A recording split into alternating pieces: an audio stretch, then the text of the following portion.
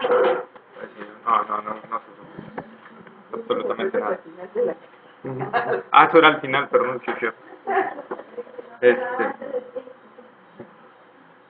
Bueno, pues vamos a orar. Si alguien quiere opinar algo sobre la tarea, nada.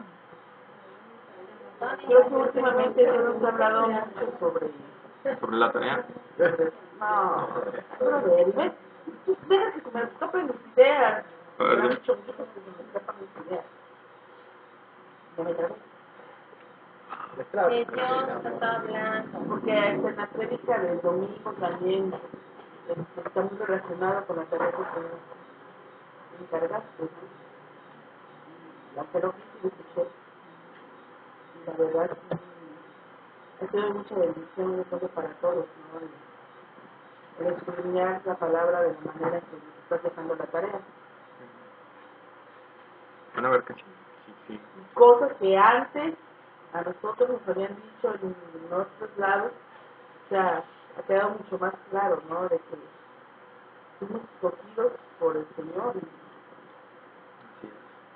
no hay nada que pueda quitarnos eso. Y Dios no cambia de opinión. Dios no puede cambiar de opinión. Dios es inmutable, ¿verdad? Es uno de sus atributos, es inmutable. Y ya entendimos que nosotros no buscamos a Dios. Él nos busca, Que Él nos busca a nosotros. Eso está 100% comprobado en la palabra, ¿verdad? Para los que no han visto la tarea pueden comprar los audios, no. Están los videos en YouTube si quieren ahí ponerse. En el canal. También hay prédicas, ¿verdad? En la página de Casa de Oración. Ahí están. Pues bueno, vamos a orar. Si ya no hay más nada, vamos a iniciar el estudio.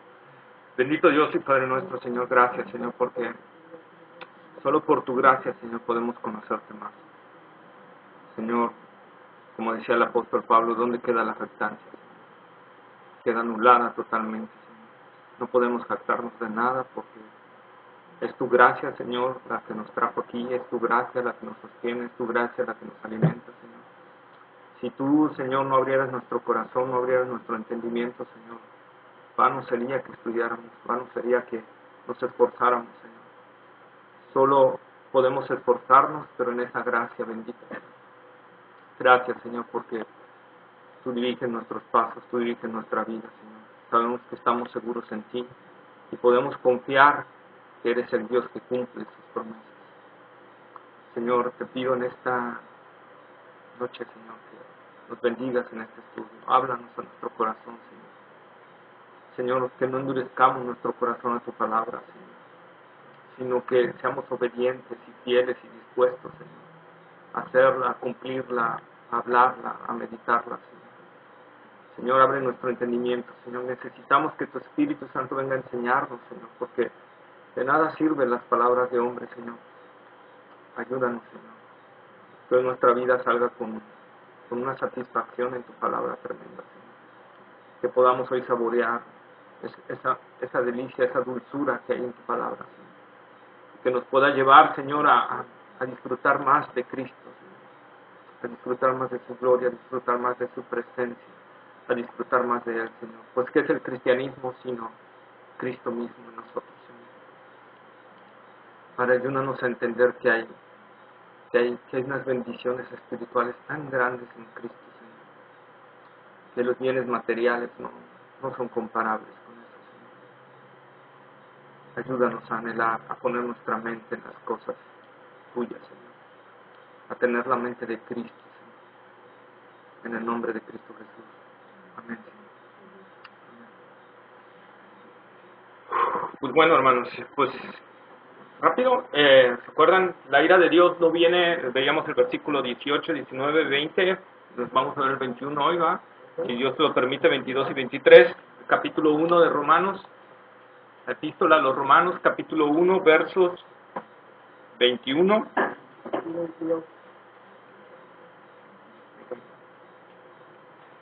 21, 22 y 23, a ver si esta vez si logra darme 3 versículos en una noche. Creo que no.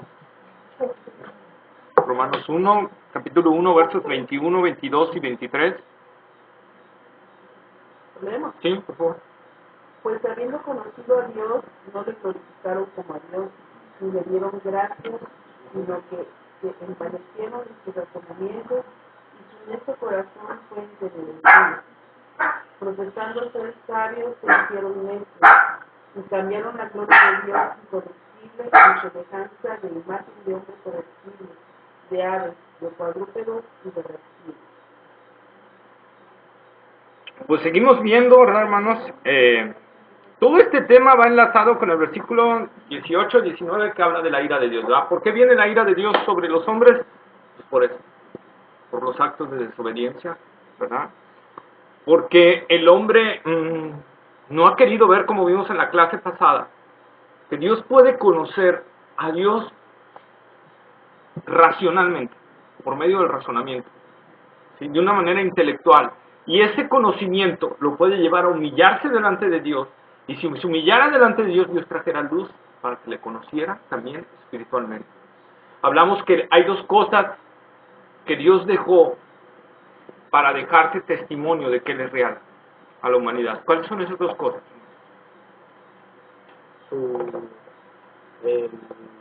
La creación. La creación. ¿Y la otra? ¿La que hablamos? El razonamiento, ¿no? ¿Qué dijeron? ¿Bien? ¿Ahí? La conciencia. Conciencia. Ok, perfecto. Entonces Dios dejó dos testimonios para poner ahí al hombre de que hay un Dios que existe, hay un diseñador. Uno, la naturaleza, ¿verdad? La creación de Dios, dice la Biblia, los cielos cuentan la gloria de Dios y el firmamento anuncia sus obras, ¿verdad? Entonces, la creación anuncia que hay un Dios real, que hay un arquitecto perfecto que hizo todo bien detallado, con leyes, principios y todo. Eso el hombre no lo puede negar. Vamos a ver más adelante qué pasa con eso del hombre.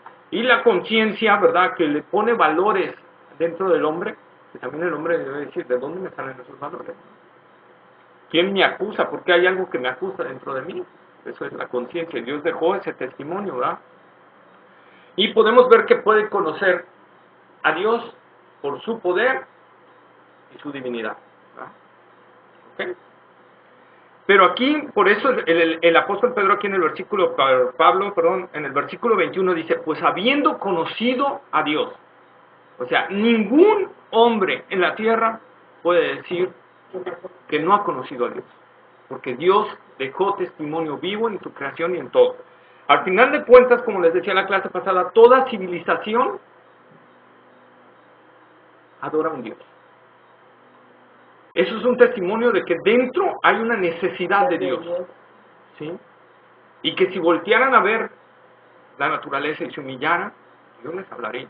Como les digo, hay un poema ahí, no sé si Netzahualcóyotl creía totalmente en eso, pero hay un poema de Netzahualcóyotl, es el príncipe maya, príncipe azteca, perdón, donde él habla de un solo Dios. Y acuérdense que los aztecas tenían muchos dioses, pero él habla de un solo Dios. Entonces, si la persona se humillara delante de Dios, Dios traería luz para que pudiera conocer. Pero por eso dice la Escritura, no es Dios el que no quiere estar accesible, es el hombre que rechaza a Dios. Por eso dice Pablo, pues habiendo conocido a Dios, ¿verdad?, no le glorificaron como a Dios, ni le dieron gracias. Fíjense, no le dieron gloria a Dios, ni le dieron gracias. ¿Por qué tiene que darle el hombre gloria a Dios y por qué tiene que darle gracias? La palabra de Dios dice que Dios hace llover sobre justos y sobre injustos. El hecho de que la lluvia caiga en un lugar debería de ser un punto de agradecimiento para el hombre, ¿verdad? Que Dios haga salir el sol debería de ser un punto para hacer del hombre. Que el hombre amanezca, al otro día abra sus ojos, tenga vida, sería un motivo para agradecer. ¿Cuántos de nosotros agradecemos cada vez que abrimos nuestros ojos y decimos gracias por un día más de vida? Gracias porque el día está tan bonito, un norte de 120. La tierra me llena hasta los tímpanos, ¿no? Pero a veces no agradecemos esas cosas de Dios. Queremos agradecer nada más los momentos bonitos, ¿verdad? Donde el clima está como yo quiero. Si voy a ir a la playa, quiero que haya sol. Si voy a ir a tal lado, quiero que haya lluvia. Entonces, si no está como yo no quiero, Si está como yo no quiero, entonces no le doy gracias a Dios. Y ando con una actitud pésima y de, que mal clima, que esto, que aquello. Nos parecemos. ¿Y por qué saco esto? Porque nos parecemos mucho a los impíos, a los que no conocen a Dios. Nosotros como cristianos deberíamos de darle gloria a Dios en todo. Ellos no le dan gloria a Dios por su duro corazón. Pero entonces, ¿por qué nosotros no le damos gloria a Dios? También tendremos duro el corazón. ¿Ustedes qué dicen? Se nos gana la carne. Así es. Fíjense, saqué aquí, buscando en varios comentarios, William Barclay, que es un buen comentarista, dice, en lugar de mirar hacia Dios, se miran a sí mismos. Se enredan en vanas especulaciones y se creen sabios, cuando en realidad no es más que un necio. ¿Por qué? Porque hace de sus ideas, sus opiniones y sus especulaciones en lugar de la voluntad de Dios, el principio y la ley de la vida. La necesidad del pecador consiste en hacer al hombre dueño y señor de las cosas. ¿Sí? ¿Por qué el hombre se empecina y no quiere voltear a ver a Dios? Porque él quiere ser independiente.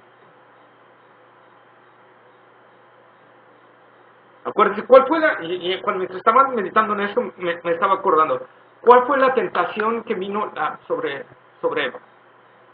Esa Eva. Cuando llega al cielo me antoja. No es cierto. ¿Cuál fue la tentación que fue sobre Eva? De ser como Dios.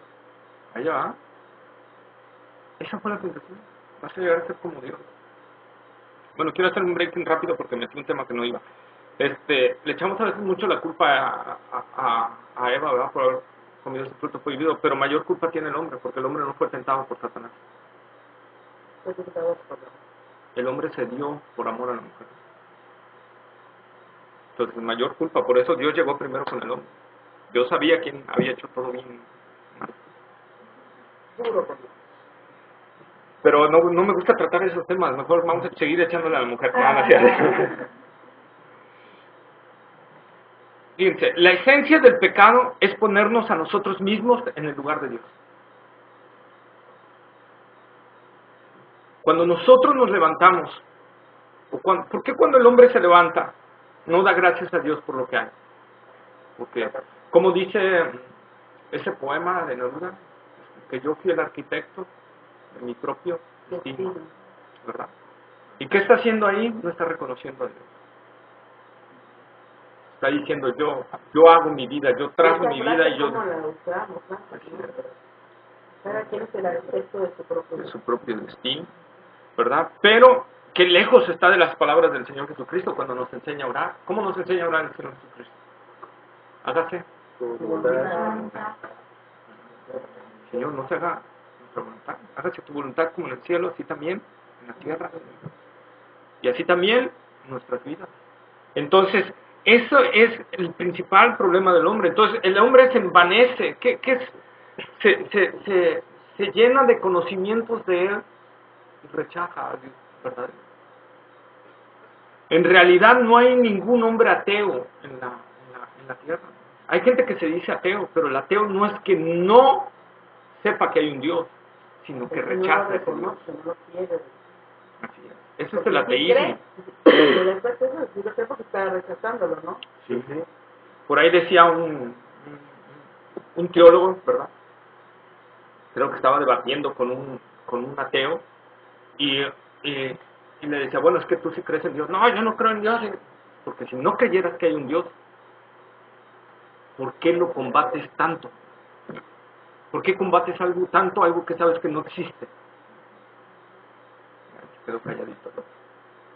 Al final, por eso combaten los ateos. ¿Por qué? Porque rechazan a Dios. ¿Qué dice el Salmo? Dice el necio en su corazón, no hay Dios. Dice el necio en su corazón. O sea, ¿qué pasa?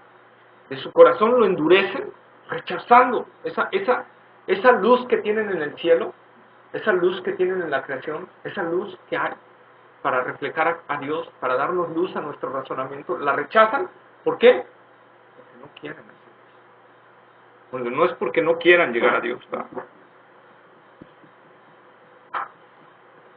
También se envanecieron, también se puede traducir, entregaron a la vanidad, ¿verdad? Se entregaron a la vanidad, se envanecieron de sus razonamientos. ¿Qué quiere decir? Se entregaron a la vanidad de sus razonamientos, empezaron a pensar cosas vanas. ¿sí? A tal grado que, bueno, crearon la teoría de la evolución, que le llaman ciencia, pero en realidad la teoría de la evolución es una religión. La hizo un católico, ¿no? ¿Eh? La teoría de la evolución, bueno, yo le estaba leyendo que la teoría de la evolución antes de Darwin la dio otra persona. Mucho antes hubo otro pensador, pero no fue el catolicismo, fue un católico, pero no el Fue catolicismo. un católico, pero no era No fue el catolicismo. Pero la teoría de la evolución es en realidad una religión, es otra religión. ¿Por qué? Porque ¿qué se necesita? Fe Para creer que para todo pasó. creer que pasaron así las cosas. Porque no son comprobables. No las pueden repetir. De manera que no puede ser ciencia porque todo lo que es método científico tiene que ser reproducible. Entonces, la teoría de la evolución es una religión que requiere fe para decir todo se formó desde aquí, ¿verdad? Y una fe todavía más extrema y más grande y más choncha que creer en que hubo un Dios que creó todas las cosas. Ojo, actualmente los ateos están sacando otra teoría, ¿eh? Ya están rechazando la evolución. Ahora están hablando del arquitecto. Pero hubo un debate entre John MacArthur y otros allí de las universidades estas de Harvard y todos esos lugares, y donde decían, no, pues es que sí, hemos descubierto que la teoría de la evolución tiene muchas fallas, y por eso ahora estamos sacando la teoría de que hay el diseño perfecto creado por un arquitecto, una fuerza, no sabemos. Dice, pues esa fuerza es Dios, les dice el pastor John MacArthur. Y ellos dicen, no, Dios no, es una fuerza, es algo que desconocemos, pero no es el Dios, ¿verdad? Entonces, aún así, ellos están viendo que el universo fue creado por alguien con inteligencia superior. Pero aún así, con todo eso, siguen rechazando al Dios de la Biblia. ¿Por qué? Porque su corazón está endurecido, ¿no? Su corazón está endurecido. Y porque saben que si reconocen al Dios de la Biblia, tienen que obedecer. ¿Qué dice Juan capítulo 3 versos 18 al 20? Por favor.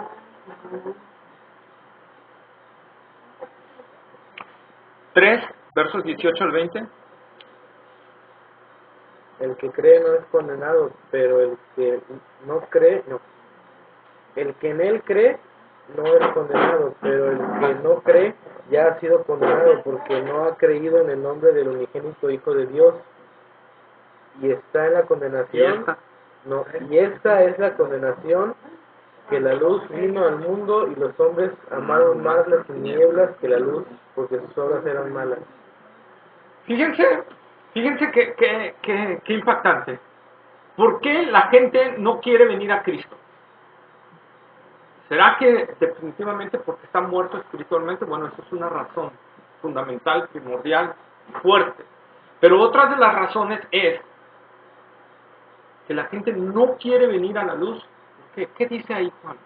¿Por qué no quieren venir a la luz? Porque sus obras son malas. Porque amaron más las tinieblas que la luz. Porque aman más las tinieblas que la luz. No quiere decir que no amen la luz, aman más su pecado, su estilo de vida, que la luz. Sus obras saben que son malas y que Dios no las aprueba y por eso no quieren venir a la luz. ¿No quieren? ¿Ok?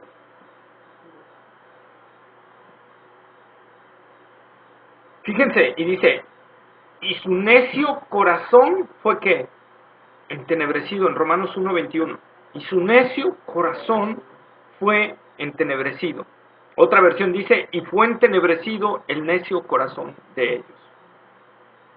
Producto de la rebeldía del hombre y el no querer reconocer a Dios en su corazón, ha sido entenebrecido ese corazón. ¿Por qué el corazón del hombre ha sido entenebrecido? No, porque el hombre al rechazar la luz está rechazando a Dios. La palabra de Dios dice, y aquí tengo los versículos, Juan, bueno, ahorita los tengo más abajo, pero la palabra de Dios dice que Dios es ¿qué, hermanos? Dios es luz. Dios es luz. Por tanto, si el hombre rechaza a Dios y se aleja de Dios, ¿de qué se está alejando? De la luz. De la luz. Y por lo tanto, entre más se aleje de la luz, más que Más oscuridad. más oscuridad. Eso es a lo que se está refiriendo Pablo ahí. Y su necio corazón fue entenebrecido. ¿Por qué fue entenebrecido? Porque se empezaron a alejar de la luz. ¿Sí? Y fíjense, y aquí está un tema bastante importante. Dios es luz, dice la palabra de Dios. Es la luz, lo que le da luz a todas las cosas. Pero aquí podemos sacar también la divinidad de Jesucristo. Jesucristo dijo, yo soy la luz del mundo. Para aquellos que rechazan la divinidad de Jesucristo, comparando ese texto del Antiguo Testamento que dice que Dios es luz, y comparando esto que dice Jesucristo, yo soy la luz del mundo. ¿Verdad? Ahí está. Cuando el hombre, entonces, al hombre rechazar el Evangelio de Cristo Jesús, cuando el hombre rechaza el Evangelio de Cristo Jesús, ¿qué está rechazando? Al Padre. ¿Y qué está rechazando? La luz que puede cambiar su vida. Y se está alejando de ella. Cuando alguien se aleja de ti porque eres cristiano, y ya no quiero que me hables de Cristo, se está alejando de la luz. ¿Sí? Cuando nosotros dejamos de predicar el Evangelio, hermano, con nuestra vida, con nuestra boca, ¿qué está pasando? Estamos ocultando la luz, ese foco, en un vaso, para que no irradie luz. No llevamos la luz a los demás. No llevamos la luz. Dice el apóstol Pablo más adelante que algún día, si no es que viene Cristo antes, llegaremos en Romanos capítulo 9, en el capítulo 10, dice, ¿cómo creerán si no hay quien les predique? ¿Cómo creerán? ¿Por qué? Porque la palabra de Dios dice que a Dios le agradó salvar por la locura de la predicación. No va a haber otro medio de salvación, hermanos. No hay otro medio de salvación para la gente si no les predicamos el Evangelio de Cristo. Solo hay dos caminos, uno es el cielo y el otro es el infierno. Y si nosotros no les predicamos a Cristo, si se van sin Cristo, se van al infierno. Nos debe de doler. Que la gente se vaya sin Cristo al infierno. A un tormento eterno. De donde nosotros, por la gracia de Dios, fuimos rescatados. No porque éramos buenos, ya vimos que no. No porque éramos... No porque nosotros recibimos a Cristo. No porque nosotros recibimos a Cristo, no porque lo elegimos, no porque hubiera algo bueno en nosotros había pura porquería.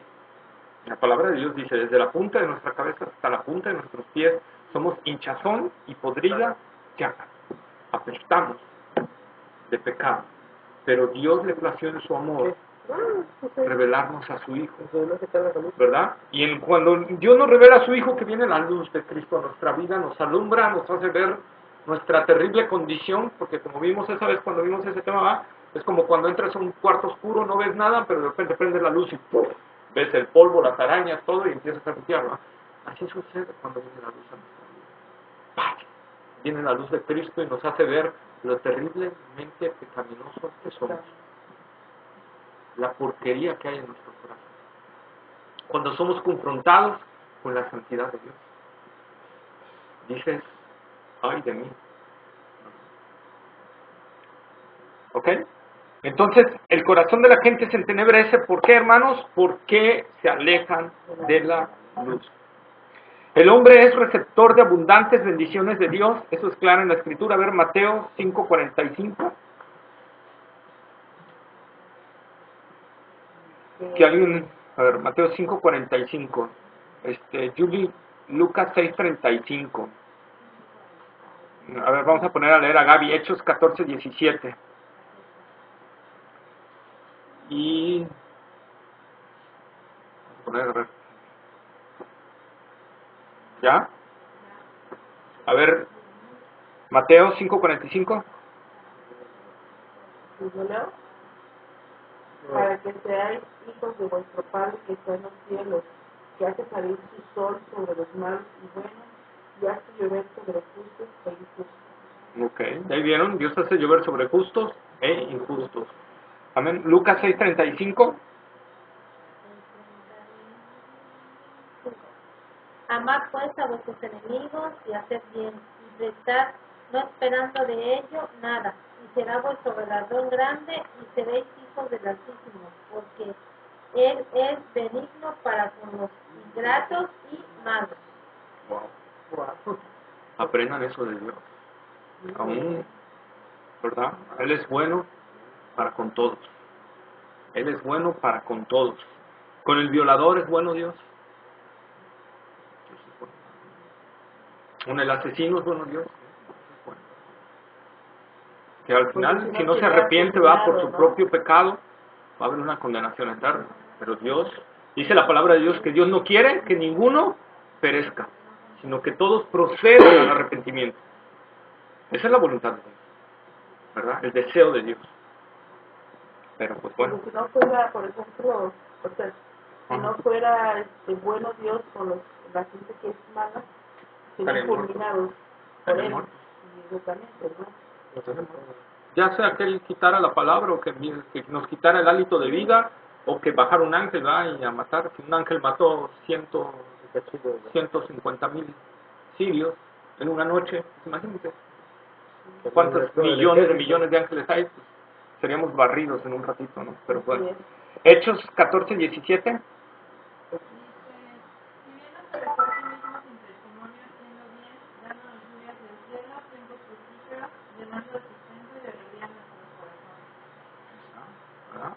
Entonces podemos ver todas las bendiciones de Dios que derrama sobre nosotros, ¿verdad? Pero la ingratitud del hombre, fíjense, la tremenda ingratitud del hombre. Vean Lucas capítulo 17, Lucas 17, versos 11 al 19. Yendo Jesús a Jerusalén, pasaba entre Samaria y Galilea. Y al entrar en una aldea le salieron al encuentro 10 hombres leprosos, los cuales se pararon de lejos y alzaron la voz diciendo: Jesús, Maestro, ten misericordia de nosotros. Cuando él los vio, les dijo: Id, mostraos a los sacerdotes. Y aconteció que mientras iban fueron limpiados. Entonces uno de ellos, viendo que había sido sanado, volvió, glorificando a Dios a gran voz, y se postró rostro en tierra a sus pies, dándole gracias, y este era samaritano. Respondiendo Jesús dijo: ¿No son 10 los que fueron limpiados? ¿Y los 9 dónde están? No hubo quien volviese y diese gloria a Dios, sino este extranjero. Y le dijo: levántate, vete, tu fe te ha salvado. Fíjense, hay otro tremendo, la ingratitud. 10 leprosos. ¿Ustedes saben lo que era la vida para un leproso en los tiempos de Israel? Viven en cuevas, ¿no? Era una vida aislada de la sociedad, totalmente aislada. No se podían acercar a un ser humano. Tenían una campanita, ¿no? Sí, traían una campanita, tenían que vivir a las afueras de la ciudad, no se podían acercar para nada a la ciudad, ¿verdad? Tenían que llevar una vestimenta especial, bueno, era una vida terrible, ¿verdad? Y vienen a Cristo los 10, Cristo los sana y solo uno regresa. Y era samaritano. Y era samaritano. ¿Los otros qué eran? Los judíos. Judíos, del pueblo de Dios, y ellos no regresaron. Ellos se sentían dignos de haber sido sanados, ¿verdad? Qué actitud tan arrogante a veces tomamos nosotros como seres humanos ante Dios cuando nos da una bendición así. Qué actitud a veces ha pasado que se ha ido a los hospitales, se ora por un enfermo, Dios lo sana, y la ingratitud del ser humano de no buscar a Dios, ¿verdad? Ahorita, a veces por eso, Dios a veces no hace cosas. Yo estuve visitando a una niña de 15 años con leucemia, falleció. Qué terrible es. Casi la vi morir ahí. Es terrible, muy terrible. Y pero yo oraba a Dios: Señor, sánala, porque tú tienes el poder para sanarla, Señor. Y verdad, pero bueno, murió.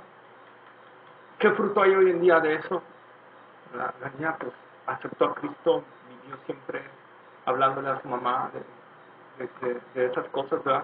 Hoy su mamá está buscando de Dios, ¿verdad? Entonces empezó a haber un proceso de gratitud, ¿verdad? Hacia Dios, aún a pesar de que se llevó a su hija. Pero Esas son a veces las razones por las que a veces nosotros no captamos. Pero bueno, me estoy desviando del tema, me meto otra vez al tema. Entonces veamos la ingratitud del ser humano. Dios nos da alimento, nos da sustento, nos da abrigo, y el ser humano sigue rechazando. Cree que todo es porque se lo merece, porque se esfuerza, porque tiene lo que tiene, porque es fruto de su trabajo. ¿Ah? Y eso no es cierto. No es fruto de nuestro trabajo, es fruto de Dios. Porque si Dios nos quitara la salud, si Dios nos quitara la vida, pues funcionaría. Si Dios nos permitiera que una enfermedad terrible nos tocara, ¿cómo trabajaría? No hay manera. Entonces por eso cada día tenemos que darle gracias a Dios. Dice Santiago, ¿verdad? ¿Cómo dice Santiago? No debemos de decir mañana iremos a tal lado, haremos esto, ¿verdad? Si Dios permite, Si Dios quiere, iremos a tal lado. Si Dios quiere, haremos esto. Si Dios lo permite, ¿verdad? Venderé esto. Si Dios lo permite, sacaré este proyecto. Si Dios lo hace, ¿verdad? Con una actitud de humildad y de dependencia hacia Dios. Cuestión que a veces ni en el mismo cristiano hay, ¿eh? A veces ni nosotros estamos tan afanados en nosotros que nosotros creemos que nosotros hacemos las cosas y nos merecemos. Y a veces por eso reclamamos en el trabajo, ¿va? Un aumento, algo todo enojados y molestos, o porque no nos dieron el puesto de fulanito, que lo merecíamos más nosotros que él, ¿va? Y al final de cuentas nosotros debemos de detenernos y pensar y decir, Señor, fue tu voluntad. Fue tu voluntad y yo la acepto. Me humillo ante ti y acepto esa voluntad. No seamos como los 9 leprosos, ¿verdad? Que no se acercaron. Y lo más terrible, como les digo, que eran de Israel, conocían intelectualmente a Dios. Porque todo israelita conocía a ese Dios, intelectualmente. No estamos hablando de espiritualmente, intelectualmente conocían a Dios. Al llegar con Jesús que los sana, mínimo tenían que haber entendido que él era un profeta, mínimo. Y como profeta, ¿qué pasaba cuando un profeta sanaba? ¿Qué pasó con Naamán el sirio cuando Eliseo va y lo sana? Va y le dice, métete 7 veces al río. Y no quería, ¿verdad? Pero al final se mete. Es sanado. ¿Qué quiere hacer? Regresa con presentes a Eliseo y Eliseo lo rechaza, ¿verdad? Pero vean la actitud de Naamán. Estos hombres que fueron sanados por Cristo mismo, aunque ellos no entendieron que era Cristo, pero que fueron sanados por Cristo, no se atreven ni siquiera a regresar a dar gracias. ¿Quién fue el único que dio gracias? El samaritano. ¿Quiénes eran los samaritanos? la gente que estaba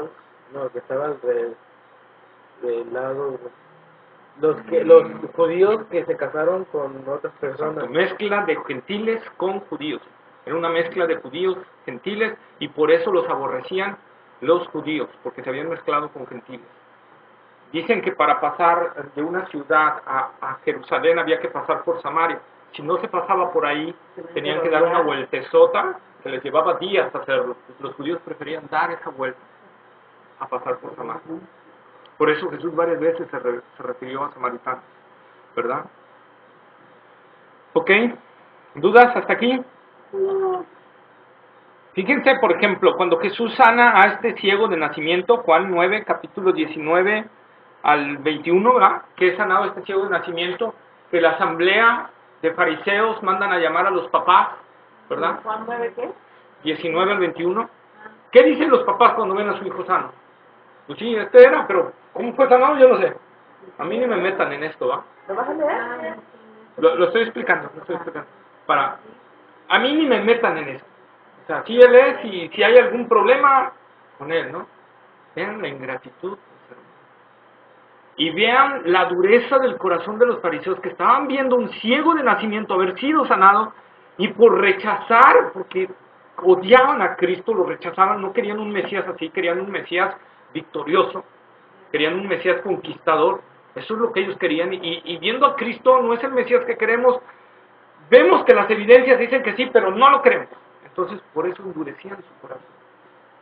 Y viendo ese milagro que no se había hecho nunca en toda la historia de la humanidad, que un ciego de nacimiento viera, y aún así rechazaron a Cristo. Expuestos a la luz de Cristo y lo rechazaron. ¿Por qué? Porque endurecieron su corazón para no creer. Y otra vez, como se los he repetido varias veces, hermano, Hebreos nos habla también a los cristianos y dice, si oyereis hoy su voz, ¿no qué? No endurezcas tu corazón. No endurezcas tu corazón. Si oyes hoy que Dios te está hablando en un área de tu vida, no endurezcas tu corazón. ¿Por qué? Porque si tú endureces tu corazón, una de dos, Dios va a tener que venir con una disciplina para quitarte ese endurecimiento del corazón, o Dios va a dejar un tiempo que tú vas sin oír su voz. Israel se pasó 400 años, hermano, sin oír la voz de Dios. Entre el nacimiento de Cristo, ¿verdad? Entre que llegara Juan el Bautista y el anterior vez que Dios habló por un profeta, pasaron 400 años sin que Dios le hablara a Israel. Pues no nos vaya a pasar a nosotros. Por eso dice la palabra de Dios, porque con Dios no... Dios es un Dios de amor, hermano, pero es un Dios justo. Y la palabra de Dios dice que nos disciplina y que azota, no pega suavecito. O sea, no dice, ay, mi niño, anda. No, ¿verdad? Dice azota. O sea, ¡pau! ¿Verdad?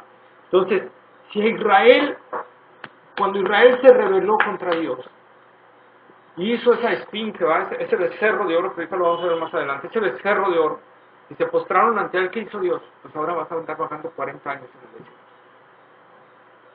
No vas a llegar a la tierra prometida. Vas a andar vagando en el desierto. Muchos de nosotros hoy estamos, perdonen la palabra que voy a utilizar, secos por nuestra desobediencia. Porque hemos endurecido nuestro corazón a lo que Dios está hablando en nuestras vidas. Por eso si oyen hoy la voz que dice del Señor, ve y predica, sabes si quieres endurecer tu corazón. Si tú dices, no, yo sigo con mi estatus y mi forma de vida, tú puedes hacerlo, ¿eh? Pero la advertencia del Señor es clara. Por eso la palabra del Señor también dice, hermanos, ¿qué Dios pide de nosotros? ¿Qué dice Dios? Dame, hijo mío, hoy, ¿qué? Tu corazón. ¿Qué es el corazón? Para los israelitas el corazón era el centro de las emociones, de los pensamientos y de la voluntad. Entonces, cuando Dios está diciendo, hijo mío, dame hoy tu corazón, no te está pidiendo nada más tus sentimientos. Está pidiendo todo de ti. Por eso el primer mandamiento, ¿cuál es? El primer gran mandamiento que resume la mitad de la ley, ¿cuál es, hermano? Amar a tu Dios con toda tu mente, con toda tu alma, con todo tu corazón. Es lo mínimo que pide Dios. De ahí tú puedes añadirlo un poquito, ¿verdad? Pero eso es lo mínimo que pide Dios. Entonces, hermanos, esa es la realidad. Esa es la realidad. Por eso no endurezcamos, no seamos desagradecidos como esta gente y entendamos a la vez, hermanos, eso también es bueno. Cuando veamos a un renuente allá afuera, alguien, no diga, ay, hijo del diablo, el diablo te devora y te viente demonios y no sé, porque a veces hay unos cristianos así, ¿no? Entonces, no, esa no es la actitud. Porque primero debemos de, yo cuando no tenía Cristo, rechazaba esa luz, entonces lo que yo debo de hacer es orar por esa gente, amarla, ¿verdad? Como ya hemos visto que el amor de Dios, dice la palabra de Dios, que ha sido derramado en nuestros corazones. Y la palabra de Dios dice en Juan 3:16 cómo se expresa el amor de Dios. Dice, porque de tal manera amó Dios al mundo que ha dado a su Hijo unigénito para que todo aquel que en él cree no se pierda, no tenga vida eterna. Bueno, pues si el amor de Dios está en nosotros, debe de haber ese mismo empuje. ¿Cuál fue el empuje del amor de Dios hacia la humanidad? Que dio a su propio. Dio lo más que podía dar Dios. Lo más.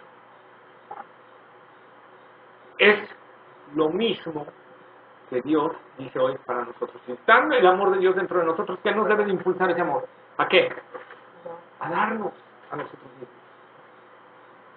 En la medida que el amor de Dios vayamos dejando que crezca y crezca y crezca y crezca en nosotros, vamos a ir dándonos más al Señor, pero de forma natural.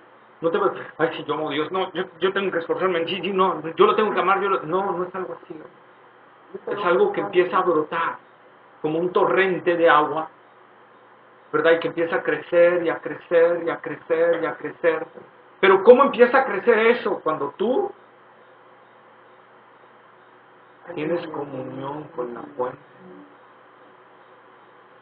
Si tu vida de oración es, gracias Señor por este día, eres maravilloso, precioso y te amo, amén. Eso no es oración.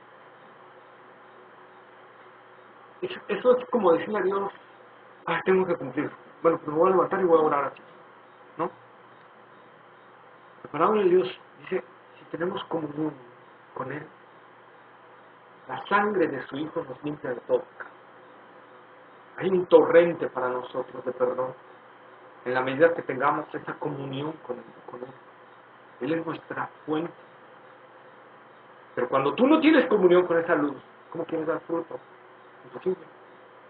Imposible es que el pámpano dé fruto si está trozado. No puede dar fruto. Si está separado de la vid, no puede dar fruto. Depende de qué, de la vid. Porque en la vida está qué, está la vida, está la savia. La savia es la vida de la vid. ¿Sí? Entonces nosotros tenemos que estar en esa comunión viva, firme. ¿Por qué creen que Jesús oraba? Si Jesús era Dios mío. ¿Por qué oraba? Porque Él había tomado la forma humana. Él oraba para estar en dependencia de su fuente, que era el Padre.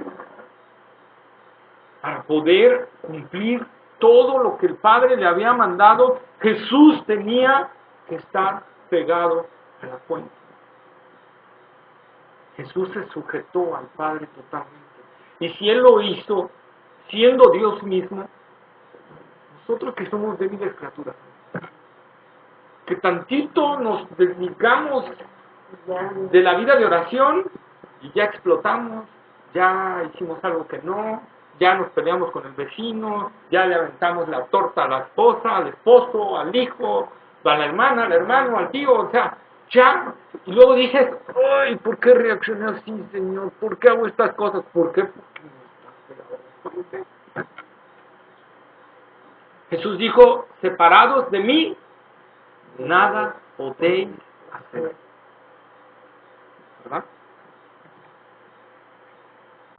Bueno, siguiendo con el Génesis 11:4, dice, y dijeron, bueno, búsquenlo por favor. Génesis 11:4. 11.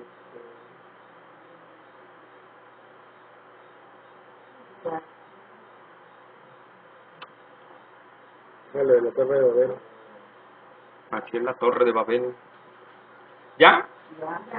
Ok, dice, y dijeron, vamos, edifiquemos una ciudad y una torre, cuya cúspide llega al cielo, y hagamos un nombre, por si fuéramos esparcidos sobre la faz de toda la tierra. ¿Qué está haciendo ahí el hombre? El hombre estaba entendiendo, fíjense, aunque no nombra ya a Dios, dice, por si fuéramos esparcidos. ¿Quién los iba a esparcir? Dios. Dios. Entonces el hombre sabía, el tema de Dios era que llenaran la tierra. Esa fue la orden de Dios. Llenen la tierra. El hombre dijo, no, vamos a juntarnos, vamos a armar una civilización, vamos a armar una torre por si Dios nos esparce, nosotros viendo la torre regresamos. ¿Verdad?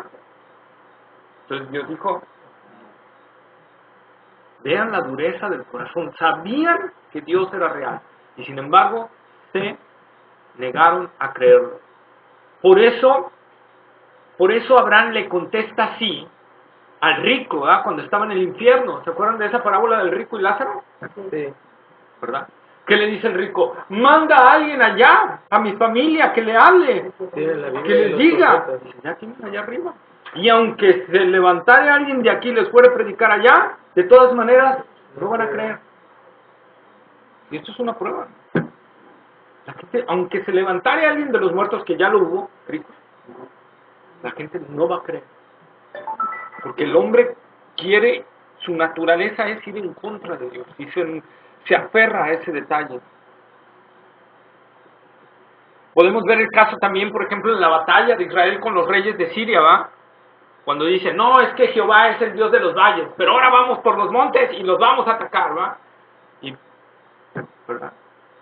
Reconocían que había un Dios en Israel, pero no querían aferrarse a reconocer ni los sirios a ese Dios, ¿verdad?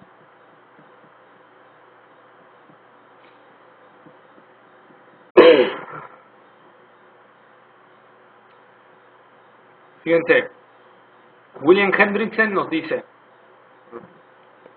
corazón, es lo que le decía, corazón dentro de la escritura se refiere a la fuente principal de todo pensamiento, palabra y hechos. Es el poder motivador profundamente oculto dentro del hombre, tan profundamente en realidad que Dios y solamente Él conoce sus secretos.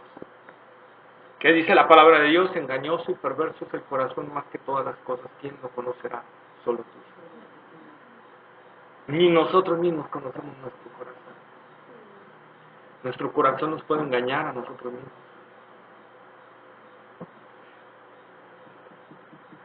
Amén.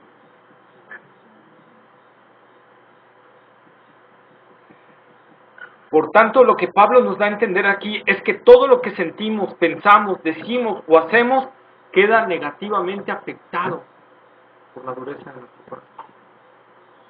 Porque todo parte de un corazón mal, perverso. Por eso la palabra de Dios dice que todas nuestras justicias delante de Dios son como que, como trapos de inmundicia, ¿verdad? Todo lo bueno que nosotros podamos hacer, ¿verdad? Que nos podamos afanar, no, es que yo ayudo a los pobres y voy con los enfermos y hago y esto. Ahora, si tú como cristiano impulsado por el amor de Dios haces eso, bueno, eso ya es otra cosa. Pero vas a exclamar como Pablo, ¿verdad? Recordemos, ¿qué dijo Pablo? Hermanos, recuerden que ya lo hemos visto varias veces. ¿Qué dijo Pablo? Siervo inútil. Bueno, o sea, está en, pero también va, siervo inútil. Ese está en los evangelios. Es siervo inútil, ¿verdad? Lo que el Señor Jesucristo lo dice, siervo inútil, lo que debiste de hacer es lo que hiciste, no hiciste más. Eres un siervo inútil, no fuiste más allá, ¿verdad? Pero Pablo dice, cuando dice, he trabajado más que todos, pero no yo. Fíjense en la gracia de Pablo. Dice, he trabajado más que todos ¿quiénes? Los apóstoles, los otros apóstoles, ¿verdad? Pablo, ¿qué hizo? Evangelizó casi toda Asia. Pablo solito, ¿verdad? Dice, he trabajado más que todos, pero no yo, sino la gracia de Dios, actuando. Al final, ¿qué hace Pablo? Le da la gloria a Dios, no a él. Pablo pudiera haber dicho, no, yo ya evangelicé Éfeso, Corinto, Antioquía, Prisidia, soy el gran apóstol, ¿verdad? Pablo dice, no soy nada. Y al final, cuando la iglesia de Corinto andaba yo de Pablo, yo de Apolo, yo de Cefas, ¿verdad? ¿Qué dice Pablo? Ni Apolo, ni Cefas, ni yo somos salvos. El único aquí que es salvo es él. Y punto. ¿Verdad? Nosotros somos solo servidores de Cristo. Y ya vimos la palabra que se traduce por siervo, ¿verdad? En realidad, ¿qué palabra es? Esclavo. Esclavo. ¿Sí? Esclavo de Jesucristo. Amén. Ahora sí. Y ahí va el texto que les decía, es que no habían llegado a ese punto. Primero de Juan 1:5.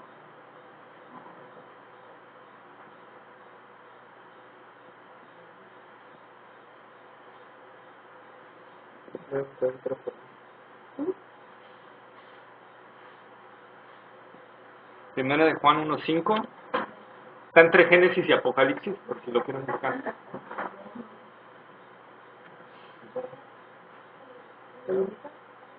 Ahorita. Este es el mensaje que hemos oído de él.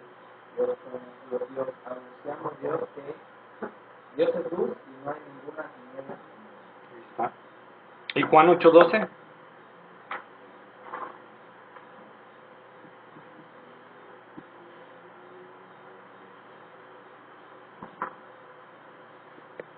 Otra vez Jesús les habló diciendo, yo soy la luz del mundo, el que me sigue no andará en tinieblas, sino que tendrá la luz de la vida. ¿Ya vieron? Entonces los textos que les decía. Dice Samuel Pérez Milos, que para mí es un ídolo, uno de los teólogos más fuerte que hay ahorita, dice: todo cuanto piensan, desean y hacen está negativamente afectado al no estar ni desear estar en consonancia con la voluntad de Dios. La inteligencia del necio que se niega voluntariamente y rebeldemente a comprender se llena de tinieblas que hacen la vida tenebrosa. Esa es la causa por la que la ira de Dios está sobre el hombre. ¿Por qué la ira de Dios en el versículo 19 va? Que leímos, ¿cuál es? 18, perdón. Que empieza a hablar de la ira de Dios está sobre el pecador. ¿Por qué? Porque se niega voluntariamente a reconocer a Dios. ¿Verdad? Y dice el versículo 22, profesando ser sabios, ¿se hicieron qué? Necios, ¿verdad? La palabra griega aquí para profesar, que dice profesando, dice, viene del griego fasco, ¿sí? Que significa aseverar, afirmar, procesar, afirmar, decir, ¿verdad? Pero aquí, tanto dos eruditos como Elvis Carballosa y Samuel Pérez Milus nos dicen que es un caso nominativo plural masculino, plural del participio de presente en voz activa del verbo, o sea que se debe de traducir como afirmando, pocas palabras. A mí también se las pongo así por si alguien entiende todo esto de los juegos de los verbos. Clases en español. ¿Verdad? Pero yo todavía no le capto muy bien ahí, pero bueno. Entonces, se debe traducir afirmando ser sabios. ¿Se hicieron qué? Necios. En realidad, el hombre se jacta de ser sabio. Pero en realidad es un necio. Al dejar a Dios fuera, es un necio. Por ejemplo, sabios también viene del griego sophos, que significa exactamente sabio, pero de una manera práctica, o sea, una sabiduría práctica. Entonces, dicen, profesando ser sabios, en son de la vida, en son de andar, de caminar, de ver, ¿verdad? Se hacen, ¿sí? Por ejemplo, hermanos, busquemos el Salmo 111:10. Salmo 111:10.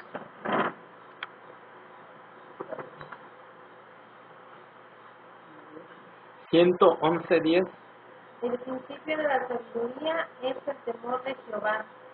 Buen entendimiento tienen todos los que practican sus mandamientos. Su loor permanece para siempre. ¿Por qué dice el apóstol Pablo, profesando ser sabios se hicieron necios? Porque el principio de la sabiduría es el temor de Dios. Buen entendimiento tiene. Entonces, si el hombre se está alejando, otra vez, primero se está entenebreciendo su corazón, ¿por qué? Porque se aleja de la luz. ¿Y por qué está, en lugar de hacerse sabio, se está haciendo necio? Porque se está alejando de la fuente de la sabiduría. El principio de la sabiduría es el temor de Dios. Buen entendimiento tienen todos los que practican sus mandamientos, su loor permanece para siempre. Proverbios 1:7.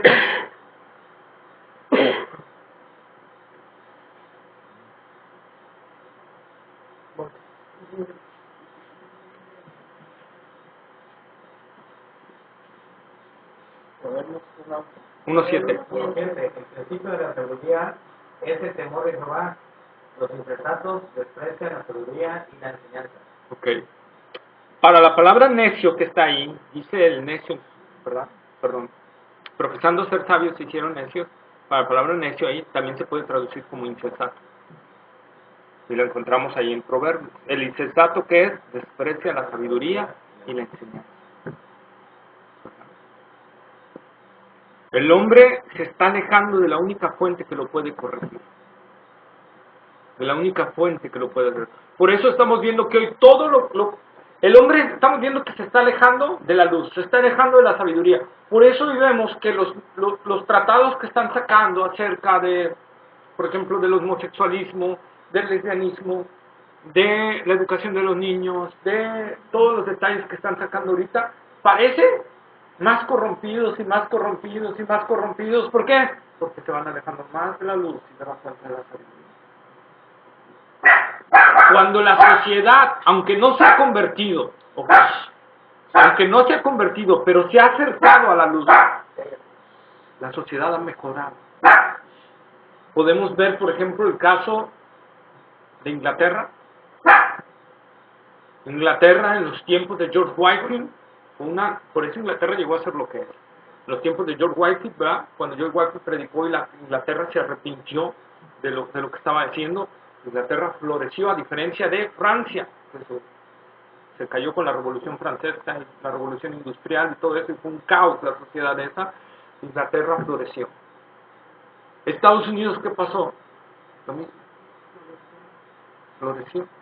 Pero cuando Estados Unidos empezó a alejarse de la palabra, como se ha alejado ahorita un montón, ¿qué está pasando con Estados Unidos? Se está yendo a la luz.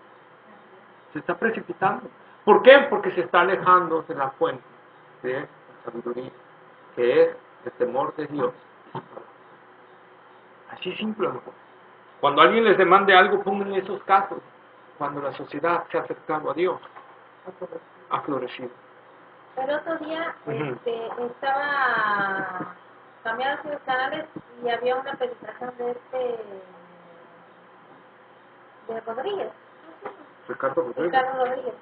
Y ponía un ejemplo de que él leyó un libro y que en ese libro trataba de dos hombres. Uno de esos hombres era un hombre impío, o sea, que no conocía de Dios, y otro hombre era un hombre entregado a Dios. Y relata, o sea, no sé, yo la vi y dije, me sonaba lógico eso, porque Dios siempre respalda a sus hijos, ¿no? Y relata la vida del impío, sus generaciones, que hicieron, o sea, que pues las generaciones, tanto violadores, tanto ¿no? Y relata y saca las generaciones del hombre entregado a Dios, que le rindió la vida a Dios y todo, y va sacando las generaciones de cómo Dios fue bendiciendo la vida de él y de sus generaciones, ¿no? Entonces puede ser un poco así lo que tú estás diciendo ahorita, Aurora. Más que nada es en el efecto, please. Perdón, es que me encanta el café. Más que nada, y si no hay café, no me pude. Más que nada es el efecto social. Social, no quiere decir salvación. Acuérdense que salvación es personal. Esa parte de que creen en el Señor Jesucristo y salvo tú y toda tu casa. Era para el puro, la pura persona, ¿no? A la que iba dirigida, ¿no? Va un más profundo. Hace poco, metiéndome un poquito más, va mucho más profundo. Lo que pasa es que Estados Unidos durante mucho tiempo mandó muchísimos misioneros por todo el mundo, que empeñaban las casas y nunca volvían a regresar a Estados Unidos. Entonces, por eso prosperó tanto Estados Unidos, porque estaba pegado en la palabra de Dios, porque fue fundado por protestantes. Pero cuando empezaron a alejarse de Dios, cuando quitaron primero la Biblia en las escuelas públicas, cuando entró Kennedy, se fue apartando poco a poco de Dios hasta este momento. Tenemos a Obama, ¿no? Estamos más apartados. Ya no hay misioneros, como habló de David Wilson la última vez antes de morir, sobre la apostasía que había en Estados Unidos, con universidades que fueron creadas por protestantes y que defendían el evangelio, lo dejaron de hacer y dijo que Estados Unidos iba a caer a la ruina, porque Dios iba a apartar de él. Bueno, sí, está ya caído. Ya está en un problema económico mega fuerte, social, es un problema. La degradación moral ha ido más. Pero, sí, en sí hay un significado, bueno, vamos a ir aclarando las dudas una por una. De lo que dijo, ahí de lo que estaba hablando, ya me acordé de este libro, es la generación de Juan Wesley. Ajá. La generación de un ateo. De un ateo. Entonces, sí, dicen que la generación de Juan Wesley. Podemos irnos a Éxodo, cuando dice que Dios Visita la maldad de los padres sobre los hijos hasta la tercera y cuarta generación de los que me aborrecen. Así es. Aclaro. No hay, y quiero aclararlo bien, no hay maldición generacional para los cristianos. ¿Por qué? Porque la palabra de Dios dice que el que está en Cristo es nueva criatura, las cosas viejas pasaron y aquí todas fueron hechas nuevas. Pero sobre el impío, sobre el que no está convertido, sí puede venir, ¿verdad? Asimismo, Dios exalta su misericordia. Hablando de su juicio, Dios dice, visito la maldad de los padres sobre los hijos hasta la tercera y cuarta generación. Sobre su juicio. Pero ahí más que nada Dios está haciendo una comparación que ve al hombre, lo que es su juicio y lo que es su misericordia. Su juicio, dice, alcanza hasta cuánto? Hasta la cuarta generación. Su misericordia, hasta 1000 generaciones. Entonces, para que hagamos un comparativo de lo grande que es la misericordia de Dios y lo que es su juicio. Así es. ¿Okay? Entonces, más que nada va enfocado a eso. Así es, por así lo entendí. Sí, así es. Entonces va enfocado hacia ese punto, ¿no? Pero sí, cuando una sociedad se acerca, no quiere decir que se convierta. Porque no quiere decir que en Estados Unidos de ese tiempo todos eran cristianos, ¿verdad? Pero estaban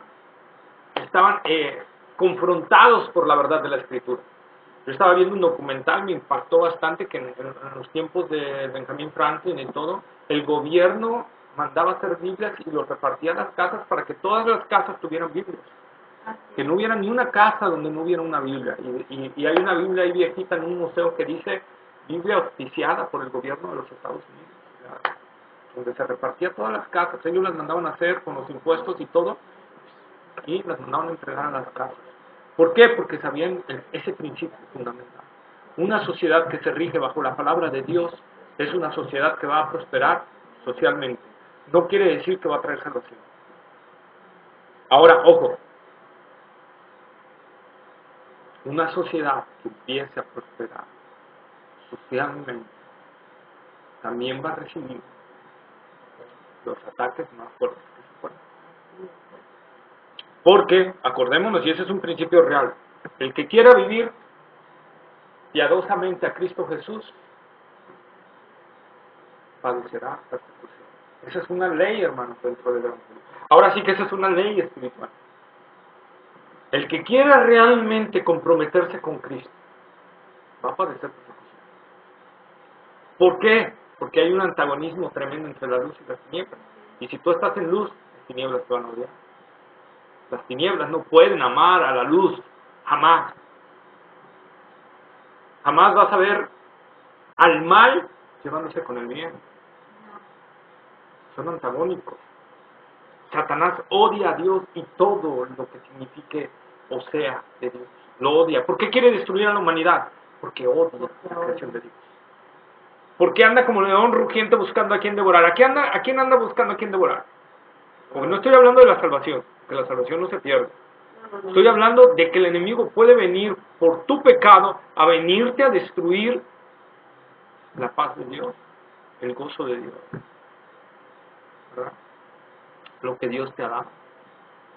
La salvación es esa, no hay forma en que no la quite el enemigo. A Job, cuando Satanás prueba a Job, ¿qué le dice? Bueno, tócalo, pero no toques su alma. Esa es my propiedad.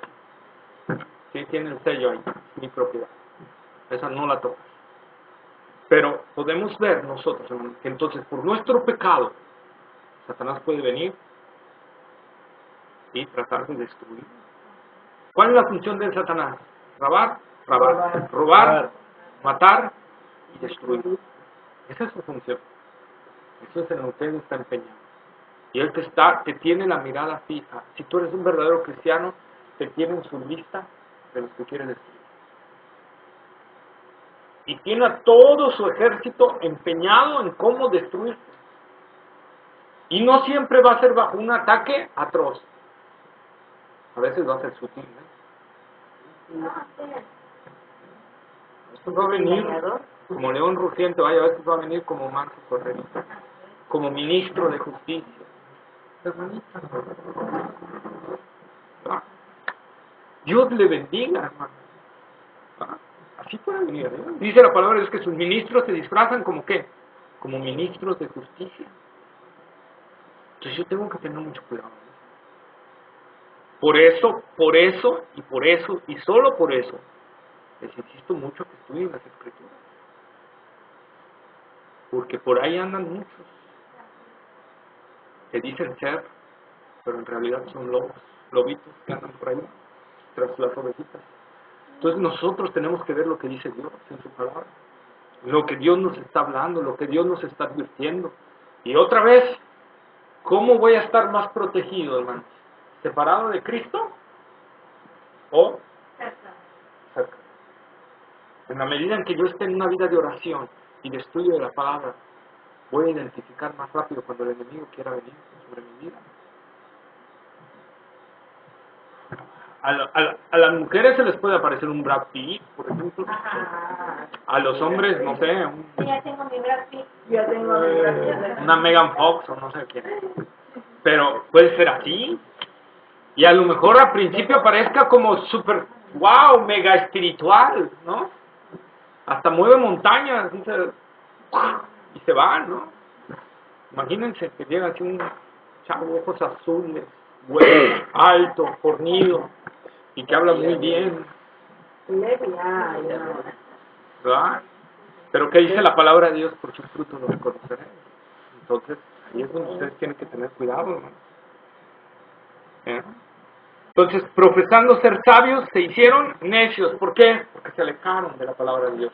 Si tú te alejas de la palabra de Dios por tu necedad, puedes caer en tentación, en pecado, y tu vida puede ser como la del hijo pródigo, que se tuvo que alimentar de las comidas de los cerdos, ¿verdad? Por un tiempo, hasta que reaccionó y dijo, si en la casa de mi padre hay un buen alimento, hay manjares, ¿verdad? Que regresa, pero por lo mientras te alimentaste con comidas de cerdos. Qué terrible, ¿no? Qué terrible, hermanos. Es que cristianos hoy en día estén comiendo comida espiritual para cerdos, en lugar de estar comiendo el Salmo 23. ¿Se acuerdan que les encargué de meditarlo? En lugares de delicados pastos me harás descansar, junto a aguas de reposo. Cristianos que están tomando del drenaje, agua del drenaje, en lugar de estar tomando el agua pura que Dios nos da. Qué tremendo, hermanos. Por eso no endurezcamos nuestro corazón. Dios nos está hoy más que nunca hablando, acércate a mí. Acércate a mí. Si oyes hoy su voz, no endurezcas tu corazón. Fíjense, y a mí me causa una ternura cuando Dios los clama hacia el pueblo de Israel, que les dice, me dejaron a mí fuente de agua viva y cavaron para sí cisternas rotas que no retienen el agua. Imagínense con qué amor se los está diciendo Dios al pueblo de Israel por medio del profeta. Me dejaron a mí fuente de agua viva y cavaron para sí cisternas rotas que no retienen el agua.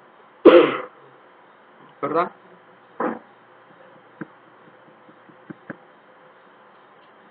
Dios dijo, Jesucristo dijo, Jerusalén, Jerusalén, que matas a los profetas y apedreas a los que te son enviados. ¿Cuántas veces quise juntarte como la gallina junta sus polluelos? Israel era el pueblo amado de Dios. Yo quisiera saber, luego le digo a Dios, no me dejes caer en mi propia soberbia. Hazme oír tu voz cuando me estás hablando. Y no dejes que la soberbia de mi corazón no me haga escuchar lo que tú dices. Porque si Dios nos está hablando hoy, hermanos, es por algo. Y después, ¿qué dice? Después de que le dice, ¿cuántas veces quise juntarte como la gallina junta sus polluelos y no quisiste? Le dice, ahora tu casa es dejada desierta. ¿Por qué no entendió Israel? ¿O por qué rechazó esa vida?